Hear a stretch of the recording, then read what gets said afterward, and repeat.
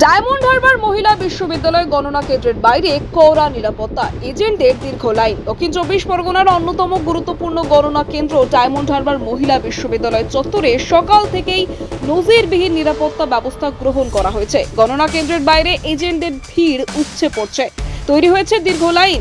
প্রতিটি প্রবেশ পথে কড়া নিরাপত্তা বলয় গড়ে তুলেছে কেন্দ্রীয় বাহিনী ও রাজ্য পুলিশ, যাতে কোনোভাবেই বিশৃঙ্খলা সৃষ্টি না হয়। জানা গেছে, এই গণনা কেন্দ্রে মোট 7টি বিধানসভা কেন্দ্রের ভোট গণনা হওয়ার কথা থাকলেও ফলতা বিধানসভায় পুনর্নির্বাচন এখনো সম্পন্ন না হওয়ায় আপাতত 6টি কেন্দ্রের ভোট গণনা করা হচ্ছে। এই 6টি বিধানসভা হলো মগরাহাট পূর্ব, মগরাহাট পশ্চিম, ডায়মন্ড হারবার, মন্দিরবাজার, কুলপি এবং রায়দিঘি।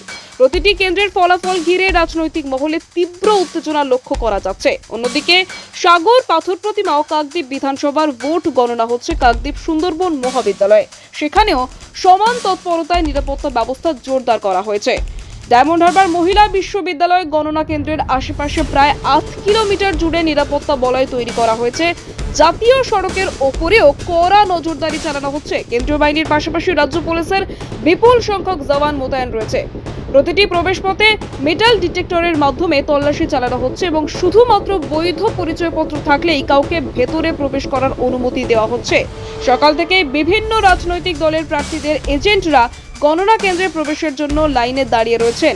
প্রবেশের সময় তাদের ভোটার কার্ড ও আধার কার্ড মিলিয়ে দেখা হচ্ছে। কোনো ধরনের ত্রুটি বা অসঙ্গতি থাকলে প্রবেশে বাধা দেওয়া হচ্ছে। প্রশাসনের পক্ষ থেকে জানানো হয়েছে, সম্পূর্ণ প্রক্রিয়া যাতে স্বচ্ছ ও শান্তিপূর্ণভাবে সম্পন্ন হয় তার জন্য সব ধরনের ব্যবস্থা নেওয়া হয়েছে। উচ্চপদস্থ আধিকারিকরা সরাসরি পরিস্থিতির উপর নজর রাখছেন যাতে কোনো অপ্রীতিকর ঘটনা না ঘটে এবং নির্বিঘ্নে ভোট গণনা সম্পন্ন করা যায়। Bureau report, DN news Bangla.